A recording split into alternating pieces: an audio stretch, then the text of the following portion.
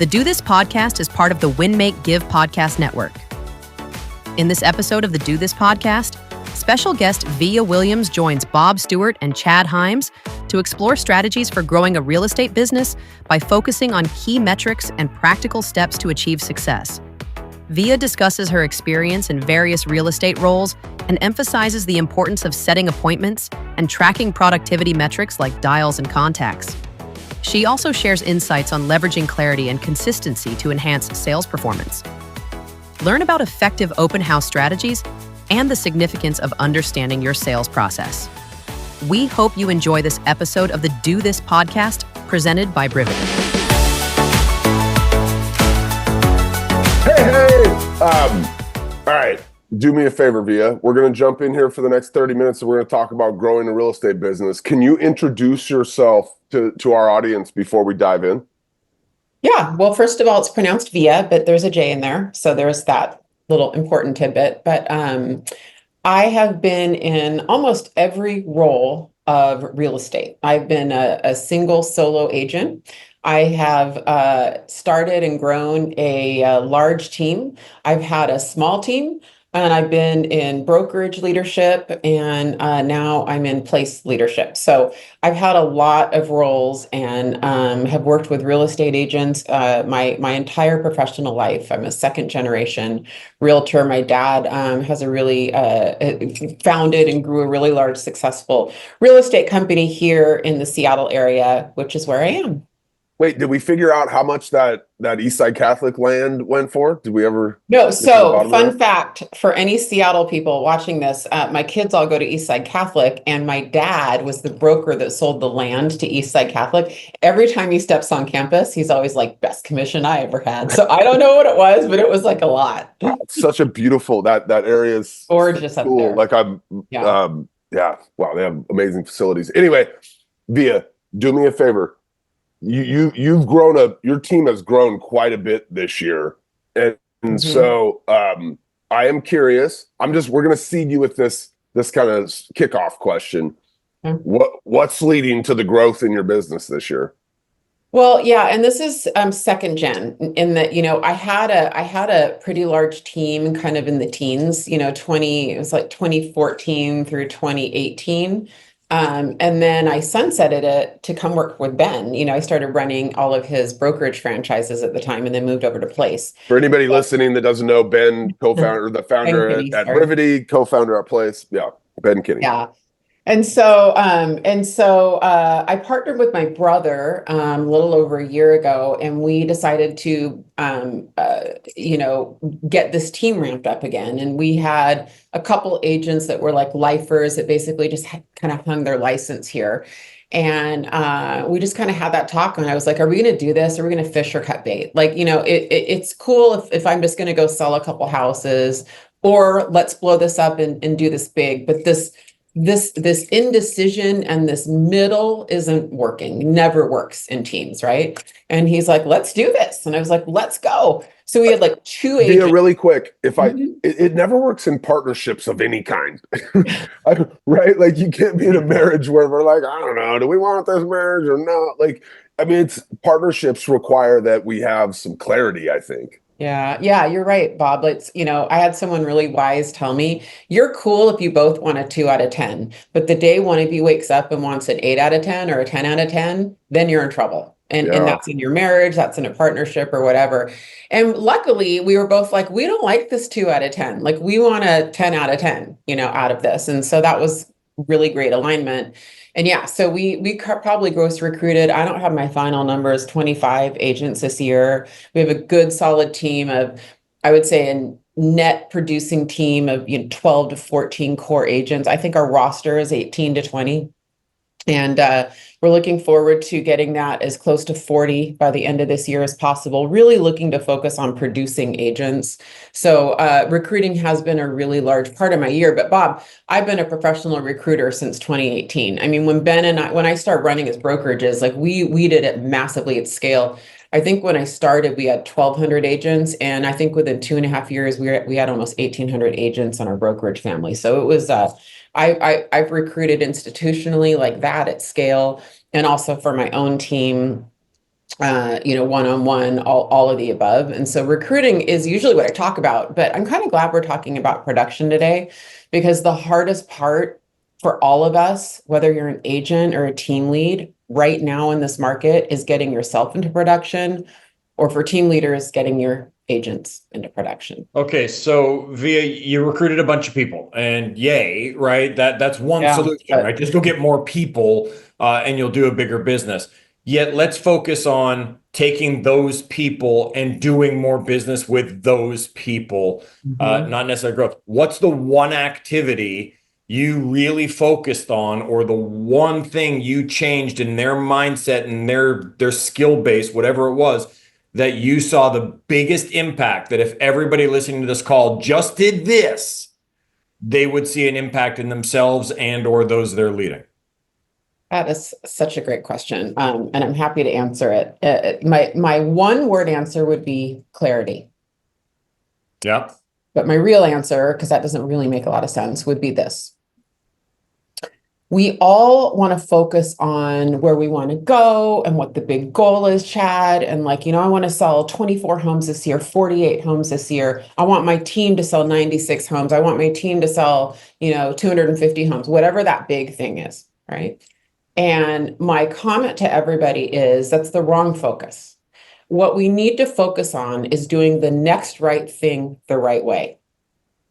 So what all of us have to focus on is, what is the activity I can do today and this week that's going to move the needle forward? Because if we focus on the right plays, the score of the game will take care of itself, right? Now, the reason I said clarity, Chad, is because we have to make sure that we're putting pressure on the right activity. I will grant you that does need to take time. So let's, using a super tactical example in real estate, in the organization that we all work with, I'll just use that as an example. I know there's people here from all organizations, but place. There's a focus on dials, contacts, appointments set, appointments held, and agreements held.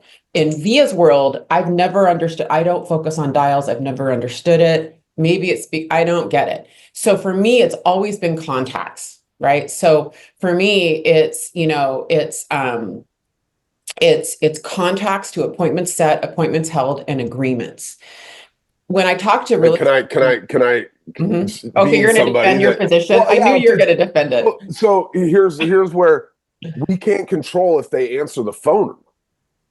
So we don't control the actual contacts. The one thing in that whole thing that you have absolute control over is the dials. And so you make enough of them, you start to realize, all right, I contact about 15% or 20% Via, right? Then eventually, okay, it is going to take me this many to get to the number of contacts I need. And Via's defending it Via's on the other side, the way I agree, because you could dial 100 people, and if nobody answers, that wasn't a successful day leading. I know, but if I did it for a year and I knew it was 15% contact rate, I could feel real comfortable knowing that I didn't have to talk to 15 people a day. I could come back tomorrow and again the next day and again the next day. Let's do a debate. Let's 15. have one of these where the whole thing's a debate on emphasis of activity, because that's let's do it. Okay, we're past because it used to be appointments for me. So, and I do think, I'll be honest with you, I think that there's a continuum on your experience level. Brand new agent, I get dials. A little more experience, I get contacts. Really experienced, it's appointments. You call until you get those appointments. So agreed. To be fair, the continuum's we're all probably talking about the same thing. However, I love a good debate.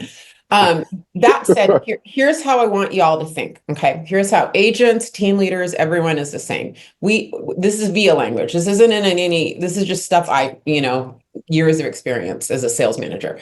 We have either a front end conversion problem or a back end conversion problem. What I mean by that is we either are not setting appointments or we are setting appointments, but usually if we're talking about a problem, we're not setting appointments, or conversely, and that's front end, we're setting appointments and we're not converting them into agreements. By the way, agents, your sales process culminates in an agreement, right? It actually doesn't culminate when you sell a home.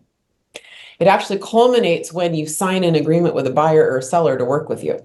Then what you're switching into is phenomenal customer service, chief negotiator, retention mode. and all the things, to keep them, but we close our sales process at our agreement, and then we still don't have a score. So that's another one to focus on. It would be agreements. When you're team leader, especially, you should be tracking agreements. That's going to predict your future. So when we look at all of that, the first thing I'm looking at is, do we have a front end or a back end conversion problem? Now, usually, gentlemen, we both know it's a front end conversion problem. If you can set an appointment, we can all fix that. If we're having trouble, converting in the appointment, that's easy. Most of the time, an appointment's the hardest thing to get in real estate. So agents who are watching, if you're talking to a team or you're on a team and you're paying a different split for that appointment lead, what I'm sharing with you is they've taken 70% of the burden of you getting that client, if not 80% off of your hands. Take it.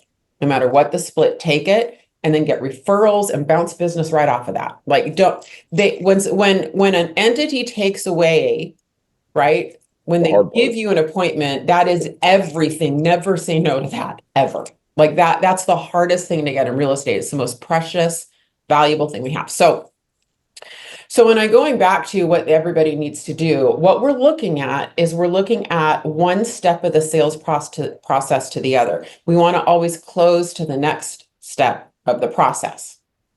So, when you're looking at the right thing to do, the next right thing to do the right way, right? Really what you have to focus on is, how many appointments do you have this week? How many have you had this year? If the answer is not really a lot or any, then you need to put 100% of your pressure on setting appointments. So the clarity you need is, you need to lead generate in a way that's going to get you appointments. Now, let's pretend you made appointments, and let's pretend you had a decent share, and your conversion rate wasn't awesome. Number one, I just want to give you some grace. It's been a really hard year. Don't necessarily judge yourself with your results this year. Look at your math objectively, like without emotion. But what you want to start doing is, all right, who am I calling? What are my talk tracks? How am I approaching the appointment? Am I really tight enough? Am I really closing? And then you can get coaching, and you can either self-coach or get someone else to help you. The point is that you want to look at the steps of your sales process, and you want to kind of look at where the holes are, where the hole in the hose is, right? Where the water is leaking there. So the key is to spend time on that. Okay. I don't have a problem with anything you said. We could debate where you start on contacts or calls, but it's irrelevant. You're still going back to that one. Move on. You're still going to make the calls to get the contacts or whatever. It doesn't matter. You said something. Know your math. So what I want via treat me and the audience as if we are an agent on your team, and you're trying to convince us of knowing my math, like of tracking, of using whatever software the team uses. Like, help convince me. I'm an agent. I'm not hitting my goals on your team, Via. When you go into my Brivity, right? You look in there and I'm telling you, Via, I'm doing all this hard work, and you pull my Brivity up and you don't see anything. Like, what's that talk track to convince me that I need to know my math? Yeah, I'm so glad you brought it up, because I was going to go into that. So it was perfect. We're thinking, our brains are melding, Bob. So first of all, for all of our friends who are agents that are watching, don't beat yourself up. You shouldn't be wired to be good at that. If you are a really good salesperson, it's oil and water. So, the behavioral traits that make you great at sales are going to be the traits that make it hard for you to track. So just get rid of the guilt, stop flagellating yourself, and you have to do it. It is the single most important way you can finally get your business to be predictable and consistent. Because that's the biggest challenge in real estate is we don't really understand the activities that got us to where we are. We kind of vaguely know, like we kind of, I was lead genning more 60 to 90 days ago. I was shaking the tree. I was making more calls because I was worried about my pipeline. You kind of know that, but you don't really know how many calls or how many people you talk to at open houses, right? You don't really know. So here's what I recommend. Hack it. Do whatever you can to hack that. My recommendation, Bob and Chad and everybody watching, is that if you're on a team, you have a relationship, like we do this on our team, with your VA and your team admin, and you're just voice texting in real time. So if you're in your car and you're like, you know what, I'm going to stack up 3 calls because I got a 30-minute drive. I'm going to stack up 3 follow-ups and I'm going to try to make these 3 calls. Here's what happens. You get to where you're going and you talk whatever. And then maybe if you remember it, you might log those calls in, but really you don't, because you're getting on you just don't do it, right? But if you get in the habit of voice texting a group chat that's your VA and your admin, let them enter it into your CRM. I know that might not be popular. Like, I know, Bob, you and Chad may not agree with that. You feel like they should log into the CRM. I'm just like, dump it. Now, if you're a solo agent or if your team won't do that, just text yourself. Here, the worst that'll happen is you have all of this raw data, and then one Friday you'll just get the energy up and you'll just get all those numbers and you'll tally them. You need the raw data. If you don't do it in real time, this is multiple times a day sometimes. It's not just at the end of a lead gen session. It could be, but it could also be just all these little random, hey, just called so-and-so, Shelly, that was a follow-up, and whatever it is, just get used to reporting it. What you do with that raw data isn't even as important to me. It's a habit of your brain. You want to correlate your activity with your brain reporting it. And I just say voice memo to a text yourself, a text to VA and your team admin, or like your iPhone notes. So if you don't do that as you go, you're never going to know your math. The other comment I would have, that I tell my new agents on the team is plug in fake numbers. I don't really care what they are. Give yourself a North Star. We give them guidelines. We have generic numbers to plug in. Like on our team, it's about 350 dials, Bob. There you go. I know that number. It's about 347 dials. Why do you know that? It's irrelevant. Because, because the beginning level needs to know that number. Oh, okay. Because I'm fed that number. That's how I know it. But 347 dials to a closing. So for now, plug that in. And in 90 days, when we understand your math, we'll be able to plug your math in. But don't get frozen in inaction because you don't know your numbers. And so we plug in generic numbers and we adjust. And you know what I also tell my team, and I would share with all of you guys here, is that your math is fluid, meaning your experience level increases, the market both changes and is seasonal. But there, you know what, you can get in the weeds on all that. It's pretty good. It's pretty accurate. It kind of organically changes over time, but your numbers are kind of your numbers. I mean, the numbers did change more this year, I will say. Like it was kind of a more challenging year. Like you just they got harder. Yeah, and the trick is to just get into a plan execution mode and out of an emotional scarcity anxiety mode about it. But if you did your math in 2023, you'll be able to revert back to that math in 2025 as the market maybe shifts back towards that. Do you and I know every person's different, right? Bob's going to take more conversations because he's not as great a closer as you are and whatever it's going to be. Yet, do you have a generic math equation that says, you just said 347 to a closing? Do you have the steps along the way? 347 dials gets to, what is it? Yeah. So, I'm always looking at, from one step to the next. So, so I just gave you beginning to end. When I said 347 to 1, I don't often track. The only reason I like that data and I like to use it as a sales manager is to give people hope when they feel like, that's a lot. Anyway, it might have been 347 conversations, actually. You know what? That might have been what it was.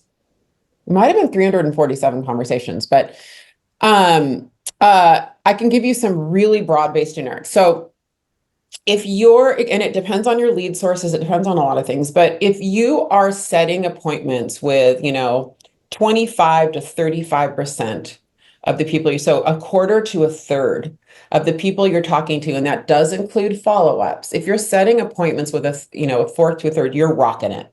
Like you are doing really well, you're crushing it. And on my team, it should be closer to that because we do have cold lead sources, but a lot of our lead gen is follow-up and sphere, right? And a lot of teams are like that. So if we were a really heavy circle prospecting team and outbound prospecting team, that number, I don't even know what that number would be, like 5%. Bob, what would it be? 2 to 3%. Yeah, I don't know what it would be.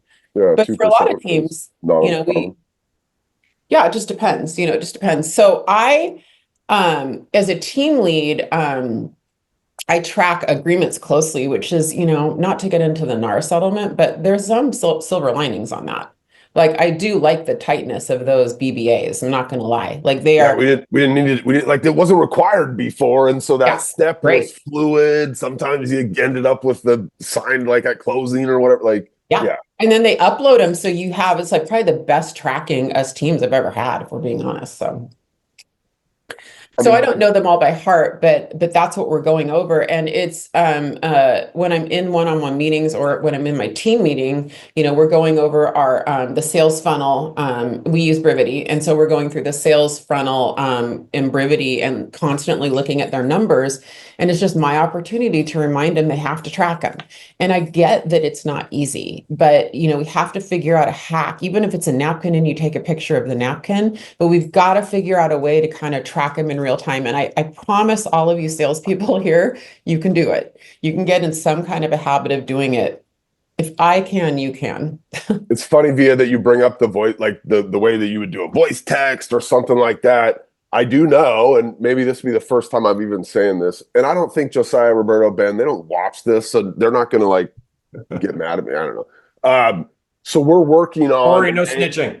We're working on an AI assistant that will be able to do and track the things you're talking about, Vija. So you'll be able to go in, pull up your Brivity Go app, hit the thing, and just talk to that AI assistant and say, "Hey, I just made a call to Jenny Smith. Here's what the conversation was," and it will go find Jenny Smith in your deal and log that contact for you, right? So by the end of 2025, what Vija is talking about will be something that we don't have to voice text to our VA. Our assistant will essentially be a Gabby version of AI that will help. Just so everybody knows, 2029 is when the future took place in the Terminator. So it's happening. It's happening, right? Jeez. We're getting there. All right, V, I want to put you on the spot. We don't prep our people with questions or anything like that. We let them know what's coming. Other than Sphere, I know your answer would be Sphere. If I said, if I need a deal today, right, I need to get to that point, the Sphere would be my number one place to go. Take that off the table. It's not allowed. If an agent is watching this right now, where would you tell them if they need a deal today and their Sphere is not available to them? Where should they be focusing their lead generation opportunities? So I wouldn't go to Sphere. So you could have asked me, and I wouldn't. All right. I don't see Sphere as always today business. Open house. Open house for sure. I remember, Chad, back in 2009, the great downturn, which I don't know if we're going to look back on this year and say the same thing, but it was tough times. And my husband was in real estate, I was in real estate, and I needed to make a mortgage payment. Like, it was getting pretty stressful. Yep. So I was a solo agent at the time. So I booked up a ton of open houses because I was holding on to some listings, and they were not new listings. And I remember driving to this open house, right? And I don't know what music I had on, but I was pumping myself up, and I was like, I'm making a sale today. I have to make a sale today. And I got to the open house in Issaquah Highlands, Bob Stewart, and Issaquah Highlands. And I do the open house. And the way I can describe it is like Superman's red eyes, I was like, you would be my prey today, and I just kind of picked someone that I clicked with. And, looking back, I probably closed harder than I closed or whatnot. That was on a Sunday. And we had a purchase written up by Tuesday. It took her immediately to go show something, and it closed 30 days later. So I'm not saying that magically happens every open house, but I would be doing open houses 8 hours a day, which is really, I probably was doing them 6 a day. I don't know. Like, I'd have to look. I know for sure I was doing like 2 a day. And I actually think that's better, especially the right open house in the right place. Give me the, because I'm looking for business now. Open house, right? We did a call with Mom, right, with Gail a few weeks back. I'm sure the recording is somewhere if you want to be able to find that, where she really got into detail on the open houses. But folks, using the tools. You do something at your open house that I think is friggin' brilliant at the end. Can you give me the do you want to make an offer? Like, do that piece for me. So when I say close, so here's maybe this is the biggest takeaway for anyone today, because it's life-changing actually. And that is, ask yourself, what is the outcome you want when you are doing an open house, right? And most of you are going to say you want to have clients to follow up with, you want to sell the house, all the things, right? My outcome is I want an appointment either at that open house or directly adjacent to that open house. Otherwise, it's a moderate success. If I get their contact info, I can try to follow up.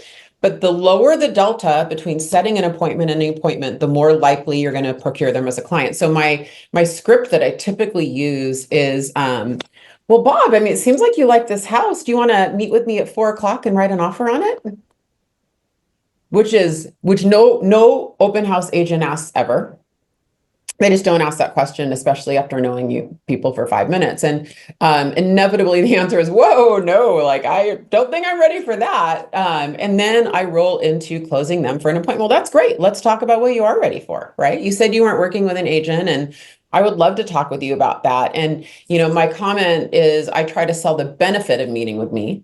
Right? I mean, just don't come meet with me. But if we can spend 30 to 45 minutes together, I guarantee you, we're going to save time and money. We're going to have a phenomenal experience. You're going to have access to all of my database, both off market, on market, my years of experience. I can tell you where on the street you want to be versus where you don't want to be, where the sunlight's going to hit, where it's not going to hit. Who's going to be loud?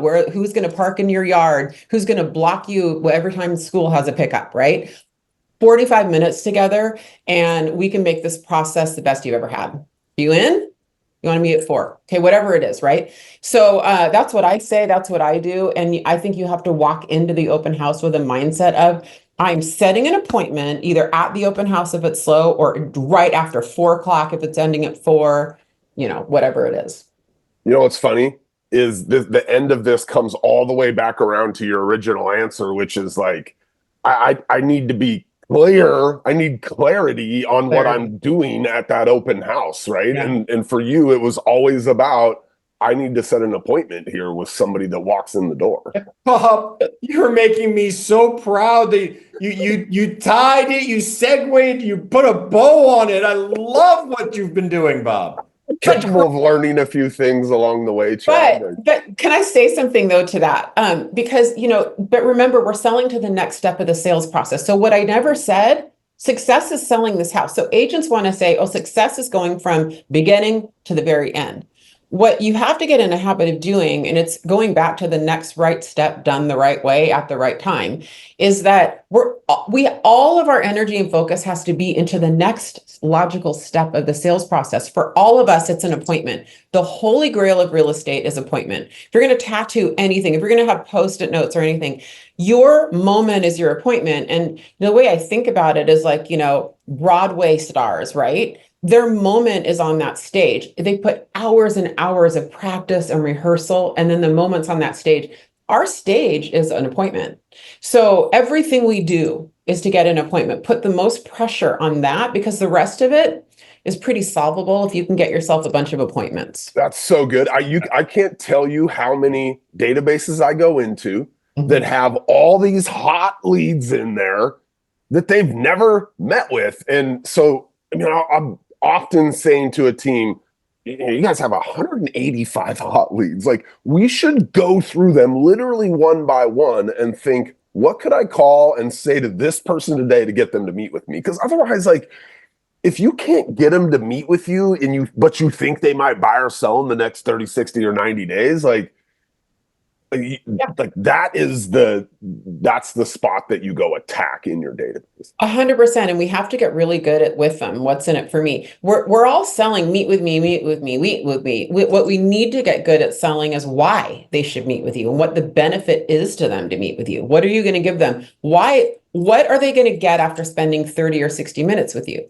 And if you're not clear on that, you're probably not converting as strongly as you could in your appointment. Then when you get to that appointment, you say, what do I want out of this appointment? What do we want after every appointment? We want an agreement.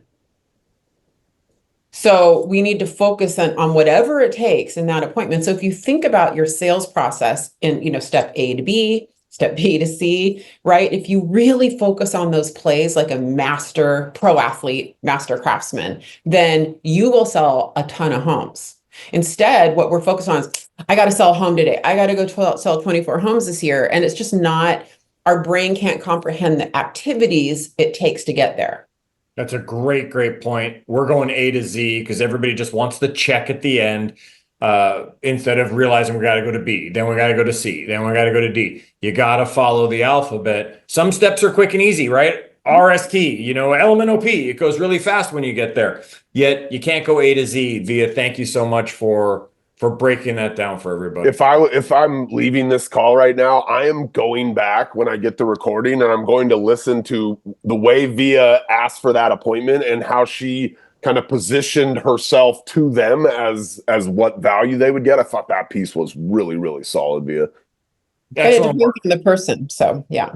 Yeah. Okay. Hey, we're in and out 30 minutes. We promised you we'd bring you a bunch of value. Vija Williams delivered today. Vija, we're going to have you back in the future. I would like to dig into everything's in the future, Bob. Everything. I would like to dig into consistency with you one day in 2025. We'll have you back for this call. Because you've been doing some consistent things in your life over the last year that are mind-blowing to me, and good job. I'm proud of you. I'm honored to know you, and I really appreciate you coming today to do this with us. Thanks. What he said. Hey, you guys, Merry Christmas, Happy New Year, Happy Hanukkah, all the holidays. Wait, Happy New Year. We're out next week, but okay, it'll be after the New Year already. I think we're not back until after the New Year, so you guys... Appreciate you, Chad. Thanks for doing this with me. We'll see you in 2025. Vija, you're one of my favorites. Appreciate you. Thanks. Bye, everyone. Bye.